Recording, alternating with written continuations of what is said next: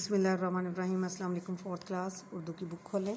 जी बेटे, ईद उल अज़हा का आज हम करेंगे सवाल नंबर 5 है, ज़ुबानदानी है, इसके बारे में पढ़ेंगे और सवाल नंबर 5 को हम हल करेंगे। ठीक है। इसम सिफ़त ज़ाती है।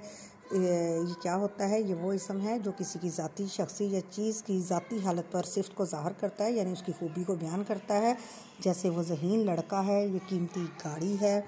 इन जुमलों में ज़हीन और कीमती इसम सिफ़त ज़ाती हैं।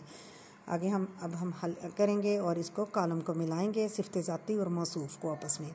सुर्ख वाक़या नहीं, सुर्ख बेटे नहीं, सुर्ख फूल ठीक है, सुर्ख फूल के साथ मिलाएंगे। सेहतमंद क्या होगा? सेहतमंद जानवर है। प्यारे बेटे है, सच्चा वाक़या है।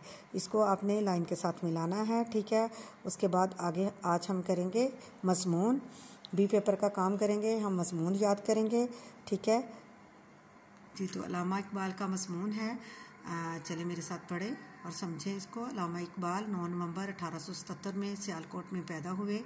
उनके वालिद का नाम शेख नूर मोहम्मद था। आपने अपनी इब्तदाई तालीम सियालकोट से हासिल की। अल्लामा इकबाल ने गवर्नमेंट मरे कॉलेज सियालकोट से FA का इम्तिहान पास किया और इंग्लिस्तान से बैरिस्टर की डिग्री हासिल की।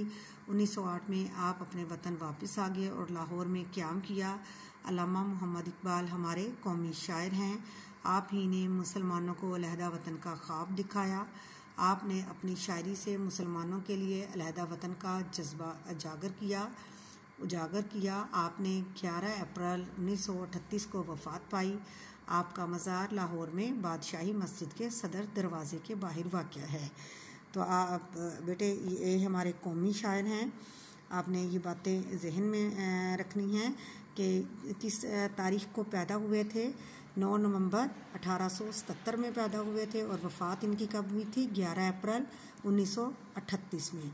तो इन्होंने ही पाकिस्तान बनाने का जो था वो ख्वाब देखा था और कायदे-ए-आज़म ने उसको पूरा कर दिखाया और आज हम इन्हीं की बदौलत एक आज़ाद मुल्क में सांस ले रहे हैं, आज़ादी के साथ जी रहे हैं। ठीक है।